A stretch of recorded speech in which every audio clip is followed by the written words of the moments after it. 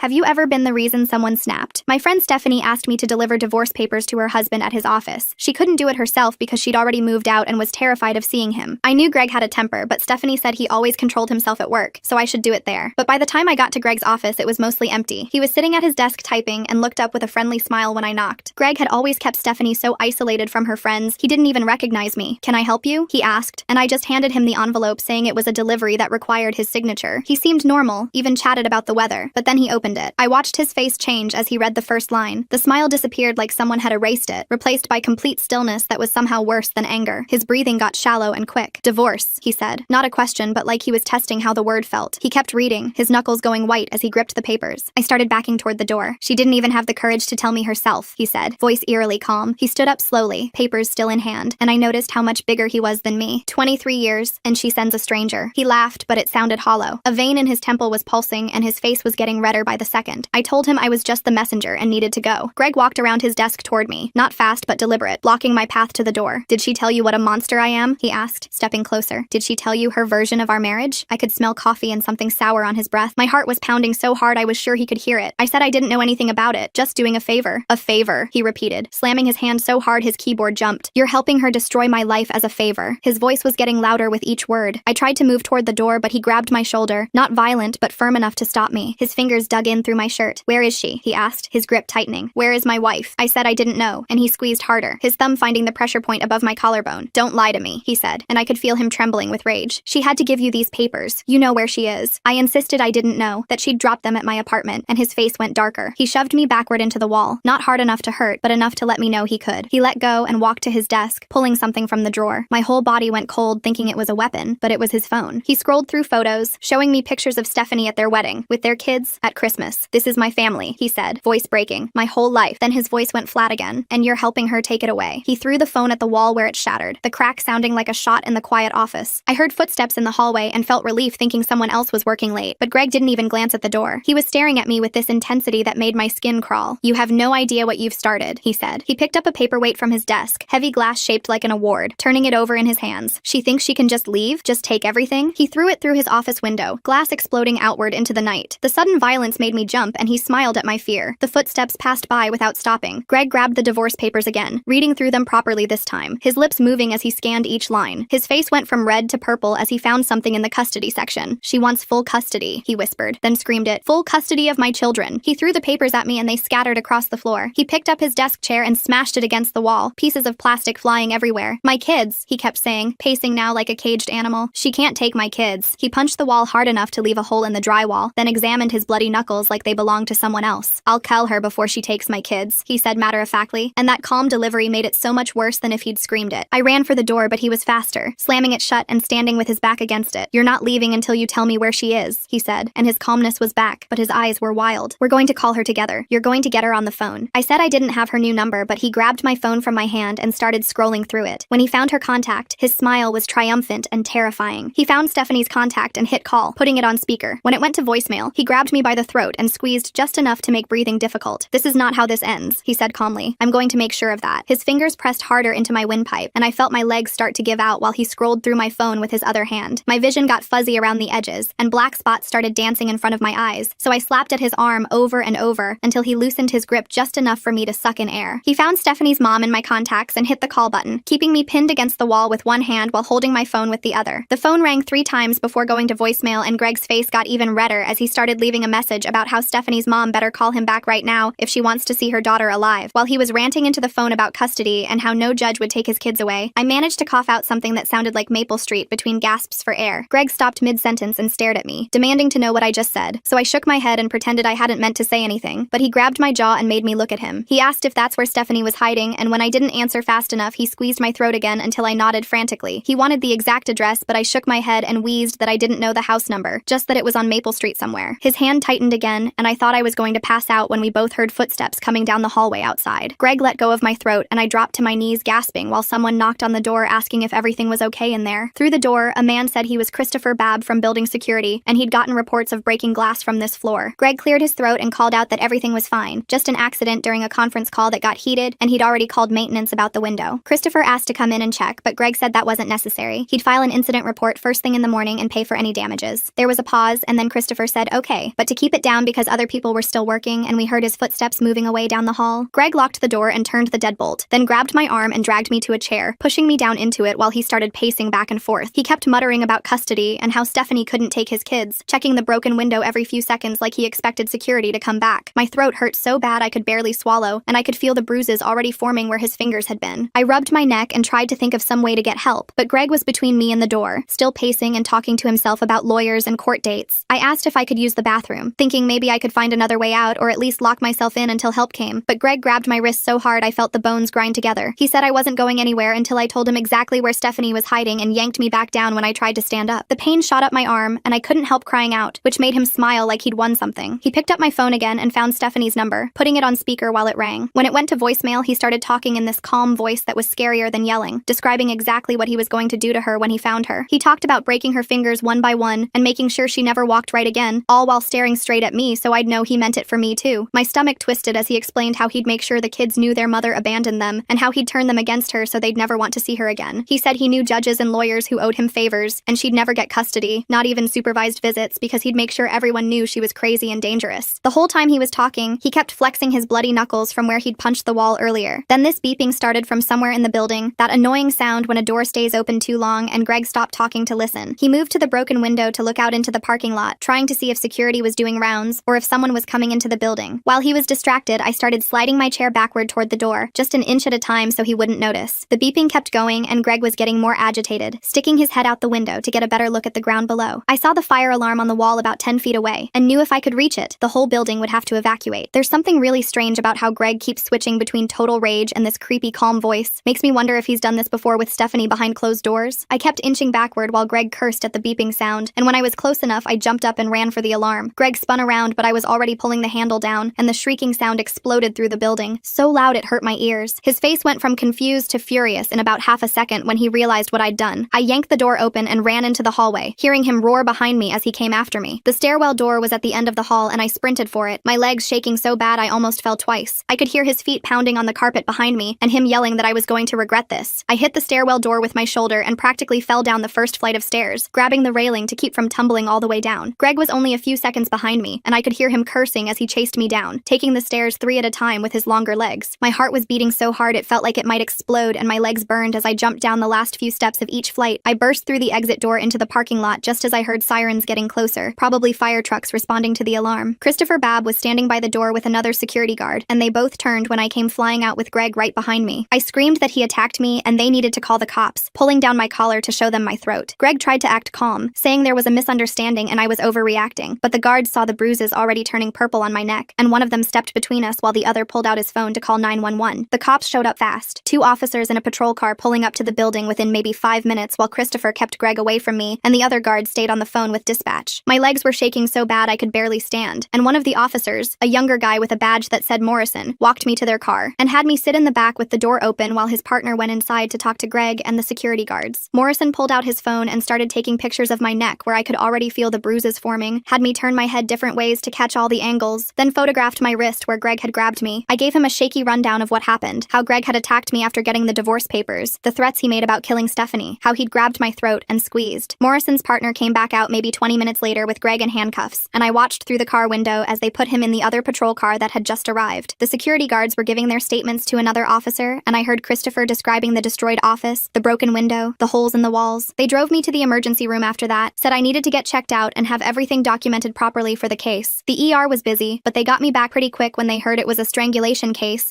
and the nurse who came in, Michelle Ashby according to her badge, was really careful and thorough. She took more photos with a hospital camera, measuring the bruises with a little ruler she held next to them, documenting every mark on my throat and wrists. She did this whole assessment, checking inside my mouth, looking at my eyes with a light, feeling around my neck for swelling or damage, explaining that strangulation was one of the biggest predictors of future lethal violence in domestic situations. The doctor came in and confirmed soft tissue damage, gave me papers about warning signs to watch for over the next few days, things like difficulty swallowing or breathing changes that could mean internal injuries. A social worker stopped by with pamphlets about domestic violence resources, even though I tried explaining I wasn't the spouse, just got caught up in it, but she said trauma was trauma and left the information anyway. I finally got my phone back and called Stephanie from the waiting room while they processed my discharge papers. She answered on the first ring, and when I told her what happened, she just started sobbing, apologizing over and over, saying she never should have asked me to do it, never thought he'd actually hurt someone else. I told her we needed to focus on keeping her and the kids safe now. now, that Greg had made specific threats about killing her, and she needed to know everything he'd said. She told me she was staying with a friend 2 towns over, had been there since she left, and the kids were enrolled in the school there under a safety plan. The next afternoon, Detective James Barnhart showed up at my apartment to take a formal recorded statement. He set up this little digital recorder on my coffee table and had me go through everything again from the beginning, stopping me sometimes to ask for more details about specific threats Greg had made, exactly what words he used, how he grabbed me, for how long. I was exhausted and my throat hurt to talk, but I wanted to make sure they had everything they needed to keep him locked up as long as possible. He explained they were charging Greg with assault, making terroristic threats, and some other things I didn't quite catch. Said with my injuries and the security guards as witnesses plus the destroyed office, they had a solid case. 2 days later, Karen Arrington from Victim Services came by to help me set up what she called a safety plan. We went through all these practical steps like changing up my daily routes, checking my car for tracking devices, setting up a code word with friends that meant I needed help, installing new locks on my apartment door. She was really calm and methodical about it, which actually helped because I'd been pretty panicked about Greg getting out on bail or something. She showed me how to document everything, keep a log of any contact or suspicious activity, save all voicemails and messages. 3 days after the whole thing happened, my phone rang from a blocked number, and my stomach just dropped. I didn't answer, but they left a voicemail, and when I played it, it was just breathing for like 10 seconds and then Greg's voice really quiet and calm saying, "This isn't over." I called Detective Barnhart right away and forwarded him the recording, trying not to completely freak out because how was Greg calling me if he was supposed to be in jail? Barnhart called back within an hour and said Greg had made bail that morning, that they were looking into the call as a violation of the protection order, but they had to find him first to serve it. Then Greg's company HR department called asking if I could provide a statement about the incident since it happened on their property, and they needed it for their investigation. The woman on the phone seemed mostly worried about liability stuff, asking if I planned to sue the company, but she did say Greg had been suspended pending their investigation and wouldn't be allowed back in the building. I met with Laura Appleby, Stephanie's divorce attorney, later that week, and she explained how the criminal case would affect the divorce and custody proceedings. She said Greg's arrest definitely strengthened Stephanie's position, but warned that family court was different from criminal court, that Greg still had parental rights, and the judge would consider what the kids wanted too. She asked me to write out a detailed statement for the divorce case about what I'd witnessed and what Greg had said about Stephanie and the children. Stephanie and I spent hours on the phone coordinating with the kids' school and daycare about new pickup protocols and emergency contacts. The school principal was really understanding, and they implemented this whole password system where only people with the daily password could pick up the kids, and they added Greg to their restricted access list with his photo at all the entrance points. It felt completely insane that we needed all these precautions just to keep kids safe from their own father, but after what I'd seen in that office, I knew Greg was capable of anything. The sheriff tried to serve Greg with the protective order at his house, but he didn't answer even though his car was in the driveway. Then they tried his parents' house and his brother's place, but everyone claimed they didn't know where he was. Detective Barnhart kept assuring me they'd find him and serve the order, but I felt completely exposed knowing Greg was out there somewhere, angry and unserved, probably planning his next move. 2 days later, my phone started buzzing with texts from coworkers asking if I was okay and sending me a link to a Facebook post that made my stomach drop. Someone had created a post with my photo taken from my company's website claiming I was the woman who destroyed Greg's marriage and broke up his family. The post said I'd been having an affair with him for months and then helped his wife steal his kids when he tried to end things with me. Within 3 hours, it had over 200 comments calling me every name you can imagine, and some people were making actual threats about what they'd do if they saw me. I screenshot everything while my hands shook and tried to report the post, but Facebook said it didn't violate their standards. The account that posted it was brand new with a fake name, but I knew it had to be Greg or someone helping him trying to control what people thought about the situation. I spent the whole night taking screenshots of every comment and threat before finally just deactivating all my social media accounts because I couldn't handle seeing more people believe his lies. The next morning at work, everyone was looking at me weird and whispering when I walked by their desks. I tried to focus on my computer screen but kept feeling everyone's eyes on me until finally it was time to leave. Walking out to the parking garage, I was thinking about the Facebook post when I saw my car sitting lower than normal. Why would Greg make bail so quickly after doing something that violent? The breathing on that voicemail gives me chills. Who helped him post that Facebook story while he was supposedly hiding from police? All 4 tires were completely flat with long cuts down the sides that made it clear someone had slashed them on purpose. A piece of paper was tucked under my windshield wiper that just said, "Liars get what they deserve," in block letters. My legs felt weak as I looked around the empty garage, wondering if whoever did this was still watching me. The security guard said their cameras didn't cover that section of the garage, which seemed way too convenient to be a coincidence. I called the police and filed another report while waiting 3 hours for a tow truck and trying not to think about how much 4 new tires would cost. The officer who took my report said without video evidence there wasn't much they could do, but they'd add it to my file about Greg. I started parking in different spots every day and walking different routes to my car, but I couldn't shake the feeling someone was watching me. 3 days after the tire incident, I was making coffee in my kitchen when my phone dinged with an email from an address I didn't recognize. Opening it made my blood run cold because it was a photo of my apartment door taken that morning based on the Amazon package sitting on my doormat. The message just said, "Nice place," and nothing else, but the meaning was clear that Greg or someone working with him knew exactly where I lived. My hands were shaking, so bad I could barely forward the email to Detective Barnhart, who called me back within 10 minutes. He said they'd try to trace the email email, but these anonymous accounts were hard to track, and in the meantime, I should consider staying somewhere else for my safety. I hung up feeling angry that I was the one who had to leave my home when I hadn't done anything wrong except help a scared woman leave her husband. Karen Arrington from Victim Services called me that afternoon saying Detective Barnhart had contacted her about my situation, and she could arrange emergency housing at a shelter. The shelter was 40 minutes from my work in a building that looked like a regular apartment complex from the outside with cameras everywhere and a security door that needed a code to enter. My room was basically a studio apartment with old furniture and bars on the windows, but at least it felt safer than my place. I packed 2 suitcases with clothes and important papers, trying not to cry about having to leave my own apartment because of Greg's harassment. The other women at the shelter all had similar stories, and we'd nod at each other in the hallways with this understanding that didn't need words. A week into staying at the shelter, I was at my desk when my coworker ran over saying there was some angry guy in the lobby demanding to see me. Looking at the security monitor, I could see Greg arguing with our security guard and gesturing wildly while saying something about a misunderstanding. I watched from an upstairs window as 2 more security guards showed up and started walking him toward the exit, while he kept shouting that he just needed 5 minutes to explain. My coworkers were all staring and whispering as security finally got him outside, and I heard someone say, "That's the guy from the Facebook post," which made me want to disappear. My boss called me into her office an hour later and suggested I work from home for a while until things calmed down, which felt like Greg was winning by making me hide. That night, Detective Barnhart called with the first good news I'd heard in weeks, saying they'd gotten the security footage from Greg's office building. The video clearly showed him grabbing me and throwing things, and the prosecutor said it was strong enough evidence to move forward with charges. For the first time since this started, I felt like maybe people would actually believe me instead of whatever story Greg was spreading. 2 days later, Detective Barnhart called again, saying Greg had been arrested at his brother's house on charges of assault, criminal threats, and witness intimidation from showing up at my work. The judge set bail at $50,000, which sounded like a lot until I found out his brother posted it that same afternoon. At least now Greg had official conditions to follow, including staying away from me and my workplace, but I knew a piece of paper wouldn't stop someone like him. The bail hearing happened the next morning, and I sat in the back row watching Greg's lawyer argue that he was an upstanding member of the community with no criminal record. The lawyer talked about Greg's ties to the community through his children and his job, saying he wasn't a flight risk and deserved to be free while the case proceeded. The judge agreed to release him with a no-contact order and GPS ankle monitor, but I'd researched enough to know those things only track where someone goes, not what they're planning. Greg turned and smirked at me as he walked out of court with his lawyer and brother, which made my skin crawl, knowing he was back on the streets. Over the next few days, I started getting calls and texts from people I thought were friends, saying Greg had reached out to them worried about me. Some of them seemed to really believe his story that this was all a big misunderstanding, and I was confused about what happened that night in his office. Others were clearly just doing what he asked by checking where I was staying and if I was okay, which I recognized as him trying to get information through other people. I documented every contact in a notebook and blocked each number after taking screenshots, feeling more alone as my circle of people I could trust got smaller. Stephanie texted me that week about the temporary custody hearing where Greg's lawyer apparently spent 2 hours painting her as vindictive and claiming she was coaching the kids to lie about their dad. The judge kept the supervised visitation in place for now, but Stephanie said the kids were confused about why they couldn't see their dad normally, and Greg was using that to make himself look like the victim. 2 days later, my phone rang while I was trying to eat lunch, and Stephanie was sobbing, so hard I could barely understand her. The kids had come home from their supervised visit with Greg, asking why daddy couldn't come home and why mommy was being so mean to him. Greg had spent the whole visit telling them that mommy's friend had lied about him and made up bad stories, and now they were mad at both of us. Her son wouldn't even look at her, and her daughter kept asking if we were trying to hurt daddy. Stephanie kept saying maybe she should drop everything, maybe she was wrong, maybe it wasn't that bad. I reminded her about the bruises and the threats, but she just cried harder. The next morning, I got a certified letter from Greg's company saying he'd been terminated for the incident at his office and the property damage. Another letter came from his lawyer suggesting I could be sued for defamation and interference with his employment since my actions had cost him his job. My hands shook as I read it because I didn't have money for a lawyer. I called Detective Barnhart right away, and he said it was just intimidation tactics, that they couldn't win a case like that, but the threat still made my stomach hurt. My savings account was already empty from all the days I'd missed work and the new locks and security cameras I'd installed. 3 days later, the prosecutor's office called me in for a formal recorded interview to prepare for trial. They made me go through every single detail of that night in Greg's office over and over again. First, they had me tell it straight through, then they went back and asked about every little thing. What exactly did he say? How hard did he grab me? Where were his hands? How long did he hold my throat? By the 3rd hour, I was shaking and crying, having to relive the worst night of my life again and again. Karen sat with me the whole time, holding my hand when it got too hard, reminding me this was building the case against him. The prosecutor said they were adding stalking charges based on all the harassment since that night. The next week, Karen took me to a support group for crime victims that met every Thursday at the courthouse. Walking into that room full of strangers felt scary, but hearing their stories made me feel less alone. One woman had been dealing with her ex-husband's case for 3 years already, going through appeal after appeal. Another man's brother had attacked him, and the family had taken the brother's side. Everyone understood what it was like to have your whole life turned upside down by someone else's violence. I went to get my oil changed the following Tuesday, and the mechanic called me into the garage to show me something. Tucked up under my car near the wheel well was a small black box with a blinking light. It was a GPS tracker, the kind anyone could buy online for $100. weeks. The mechanic said it had probably been there for weeks based on how dirty it was. Detective Barnhart came to collect it for evidence, and I realized Greg had probably been tracking me this whole time, knowing where I worked, where I shopped, where I went. That's how he'd known where to send those flowers to my office. That Saturday, I was driving home from the grocery store when I noticed the same blue sedan had been behind me for the last 4 turns. My heart started racing, and I changed lanes, but the car changed too. I turned into a neighborhood I didn't live in, and the car followed. I called 911 while driving, and they told me to head straight to the police station without stopping. As soon as I pulled into the station parking lot, a patrol car intercepted the blue sedan. It turned out to be one of Greg's friends from his softball team, who claimed it was just a coincidence, that he was going to visit someone in that neighborhood. The cops couldn't prove he was following me on purpose, so they had to let him go. 2 weeks after that, I got an official subpoena in the mail saying I had to testify at Greg's trial. Something feels off about how Greg's getting other people to do his dirty work now. The friend from softball just happening to follow the same route? The GPS tracker that was there for weeks makes me wonder how much information he already gathered before getting caught. The district attorney had filed multiple felony charges, including assault, false imprisonment, making threats, and stalking. The trial date was set for 2 months away, which felt both too soon and way too far away. Karen came over that night and explained the whole process, how I'd have to testify in front of Greg and a jury, how his lawyer would try to make me look bad. She helped me practice staying calm and just telling the truth. The preliminary hearing happened 3 weeks later, and I had to sit in the witness chair while Greg's defense attorney tried to tear my story apart. She kept asking if maybe I'd misunderstood Greg's actions, if maybe I'd overreacted because I was scared. She suggested I'd inserted myself into their marriage problems and created drama where there wasn't any. She asked why I'd agreed to deliver the papers if I was so scared of him. I stuck to the facts about him grabbing me, choking me, throwing things, threatening to kill Stephanie. The judge found enough evidence to move forward with a full trial. That same week, Greg showed up at his kids' school claiming there was a family emergency and he needed to pick them up early. The school called Stephanie to verify, and she had to race over there while calling the police. They extended the restraining order and changed his visitation to only supervised visits at a special center with a social worker watching. Stephanie was relieved but worried about how this would mess up the kids even more. Greg's parents started calling her, saying she was being unreasonable and ruining their son's life over nothing. By this point, 3 months of court dates and lawyer meetings and safety measures had completely drained my bank account. I was behind on rent and my credit cards were maxed out. My boss had been patient, but I'd used up all my sick days and vacation time, and my work was suffering from all the stress. The Victim Compensation Fund gave me a little money, but it barely covered gas to get to all the court appointments. Stephanie called me crying because her kids came back from their supervised visit with Greg acting different. Her youngest wouldn't stop crying and kept asking why mommy was trying to take them away from daddy forever. The older one threw his backpack at the wall and screamed that I was a liar who made daddy sad. Greg had spent the whole visit filling their heads with poison about how Stephanie was the bad one, and I was helping her hurt their family. The school called the next day because the older kid had pushed another student and told the teacher his mom was mean, and his dad said so. Stephanie sat in her car outside the school for an hour, trying to decide if fighting Greg was actually hurting the kids more than just letting him have partial custody without all the legal battles. She called Karen, who reminded her that giving in now would only teach Greg that using the kids as weapons worked. 2 days later, a package showed up at my temporary housing with no return address and my name written in block letters. Inside was my high school yearbook photo with my face scratched out, so hard the pen had torn through the paper. The shelter staff had to review 3 days of security footage and change their whole mail screening process because of me. I couldn't sleep that night and kept checking the locks on my door every hour. My hands shook so bad the next morning I dropped my coffee mug and it shattered all over the kitchen floor. The hypervigilance was exhausting, but I couldn't turn it off anymore. Karen filed another motion about Greg violating the protective order through the kids and the package, but the court pushed the hearing back 3 weeks due to scheduling conflicts. Every delay felt like the system was telling Greg he could do whatever he wanted. Detective Barnhart kept saying we were building a solid case, but the legal system moved like molasses while we jumped at every noise and strange car. Karen reminded me this was a marathon, not a sprint, but I was already exhausted, and we weren't even halfway done. The night before the custody hearing, I got a voicemail from a blocked number, and Greg's calm voice filled my ear describing the blue house with white shutters where Stephanie was staying. He mentioned the crack in the 3rd step of the porch, and the wind chimes shaped like butterflies hanging by the door. My blood went cold because those details were perfect, and there was no way he should know where she was. I called Stephanie immediately, and she was already packing while I talked because she recognized the description too. Detective Barnhart sent a patrol car to watch the house while Stephanie loaded her kids into the car at 2 in the morning to drive to a hotel 3 towns over. The kids cried the whole way, asking why they had to leave again, and Stephanie had no good answer for them. The prosecutor called the next afternoon with a plea deal offer for Greg. 3 years probation and mandatory anger management counseling, plus extended protective orders if he'd plead guilty to reduced charges. No jail time at all. Stephanie listened to the terms on speakerphone with her face completely blank. She had 48 hours to decide whether to accept it or go to trial where Greg might get real prison time, but could also walk free entirely. The prosecutor said it was a solid deal that guaranteed some accountability, but Stephanie kept saying 3 years probation wasn't enough for what he'd done. I spent the next day writing my victim impact statement at Karen's office. Every word had to be perfect because Greg's lawyer would pick it apart looking for anything they could use against us. I kept it factual and specific about how the attack affected my work and health and daily life. No emotional language that could be called dramatic or exaggerated. Karen helped me revise it 4 times until it was airtight. The prosecutor read it and said it was one of the strongest victim statements she'd seen seen in 15 years. Greg's lawyer called Karen the morning the deal expired and said they'd accept the plea. Greg would plead guilty to assault and criminal threats in exchange for 3 years probation and a year of anger management classes. The protective orders would stay in place for 5 years for both me and Stephanie. It wasn't enough, but at least there would be official monitoring and consequences if he violated the terms. My boss called me into his office the day after the plea was finalized. The company was putting Greg on a permanent banned list and changing my schedule to random shifts, so no one could predict when I'd be there. But the promotion I'd been working toward for 2 years went to someone else because I'd missed too much work. Some of my coworkers still whispered about me being the other woman, even though I'd explained 100 times I was just delivering papers. The professional damage was already done and would follow me for years. Stephanie found a smaller apartment in a different school district where nobody knew their story. The divorce was finalized with joint legal custody, but primary physical custody going to her. Greg got supervised visits every other weekend that would gradually increase if he followed all the court orders and completed his counseling. She wanted full custody, but her lawyer said this was the best they could get without a full trial. The kids started at their new school using Stephanie's maiden name. A certified letter arrived at my apartment from Greg's lawyer, threatening a civil suit for defamation and intentional infliction of emotional distress. They wanted compensation for Greg's lost wages and damage to his reputation. Detective Barnhart said it was probably just intimidation since Greg had pled guilty, but I still had to hire my own lawyer to respond. The retainer alone was $2,000 I didn't have. My credit cards were already maxed, and I was considering a second job just to pay for the lawyer to defend me from the man who attacked me. 3 weeks later, I was pumping gas at the station near my apartment when a guy I didn't know walked up and stood way too close to my car. He said his name was Mike and that he worked with Greg, then started talking about how Greg just wanted to move on with his life, and maybe I was the one making things worse by pushing all these legal issues. His breath smelled like cigarettes, and he kept stepping closer every time I moved back. He mentioned how I usually got gas on Tuesday mornings instead of Saturday afternoons like today, and how my new route to work through downtown must add at least 10 minutes to my commute. My hands were shaking as I finished pumping, and he leaned against my car door so I couldn't get in. He said Greg was a good guy who made one mistake and didn't. I think everyone deserved a second chance. I took a picture of him with my phone and he backed off, but as I drove away, he was still standing there watching. I went straight to the police station and filed a report, but the officer said there wasn't anything they could do since he hadn't actually threatened me. 6 months after the attack, my whole life had changed into something I barely recognized. I'd changed my phone number twice, never took the same route to work 2 days in a row, and stopped going to my favorite coffee shop or gym. My social circle had shrunk to just a few trusted friends who understood why I couldn't meet them at new places without checking the exits first. Every car that followed me for more than 2 turns made my heart race. Every unexpected knock at the door sent me into panic mode. I'd installed 3 extra locks on my apartment door and a security camera that I checked obsessively from my phone. The isolation was crushing, but it felt safer than being exposed. Even simple things like grocery shopping had become military operations where I parked near the entrance, kept my keys between my fingers, and never wore headphones. Karen called one day and said she'd found a therapist who specialized in violence survivors and thought I should give it a try. Greg's coworker Mike just happening to know her gas station schedule and new work route? That's not casual workplace gossip. Someone's been watching her movements and reporting back. The way he blocked her car door while talking about second chances feels like a rehearsed intimidation tactic. The first session was brutal because I had to tell the whole story again from the beginning while the therapist took notes. She validated that my reactions were normal responses to an abnormal situation, and we started working on ways to reclaim some control. We practiced breathing exercises for the panic attacks and developed safety plans that weren't quite so restrictive. She helped me understand that hypervigilance was my brain's way of protecting me, but it was also keeping me trapped. Slowly, we worked on expanding my comfort zone, starting with small things like sitting with my back to the door at a restaurant with a trusted friend. At the 6-month custody review, the judge kept Greg's supervised visits in place after hearing how he'd shown up at the kids' soccer game, even though the restraining order specifically prohibited it. Stephanie testified that the kids were in therapy now, and the therapist said they were starting to understand that their dad had problems with anger that weren't their fault. The older one had nightmares, and the younger one kept asking when daddy would be better. It broke my heart hearing how this was affecting them, but the judge said their safety had to come first. Greg's lawyer argued he was in anger management and deserved more access, but the judge wasn't convinced. 2 weeks later, I saw Greg at the courthouse when I was there for a different hearing about the civil suit. My whole body went cold, and I froze in the hallway as he walked past with his lawyer. He didn't approach me, but he made eye contact and gave this small smile that made my skin crawl. I told the victim advocate who was with me, and she walked me all the way to my car, checking the back seat before I got in. The fear spike lasted the rest of the day, and I couldn't eat dinner that night. Even though the incidents had tapered off, I realized hypervigilance had become my permanent state. I checked my locks 3 times before bed, scanned every parking lot before getting out of my car, and automatically mapped exits in every building. Friends started noticing I was different, more guarded and less spontaneous. Some understood and adapted, always texting before they came over and being patient when I needed to leave events early. Others drifted away, unable to relate to this new version of me who couldn't just relax and have fun anymore. Stephanie and I met for coffee at a place with good sight lines and multiple exits. We talked about setting boundaries for our friendship going forward because the trauma bond wasn't healthy for either of us long term. She thanked me for everything I'd done, but we both agreed we needed to build separate lives beyond this situation. We decided to limit contact to just checking in once a month by text. It was sad but necessary. 8 months after that night in Greg's office, I signed a lease for a new apartment in a security building across town with a doorman and key fob access. The hypervigilance hadn't gone away, and probably never would completely, but I was learning to build a life around it rather than despite it. I wasn't the same person who had walked into that office with divorce papers, but I was still here, still fighting and slowly creating a new normal that felt sustainable, even if it would never feel quite safe. Thanks for hanging out with me while I rambled through all these strange twists and turns. Hopefully my questions didn't get too annoying. Catch you in the next one. If you made it to the end, drop a comment. I love reading all your comments.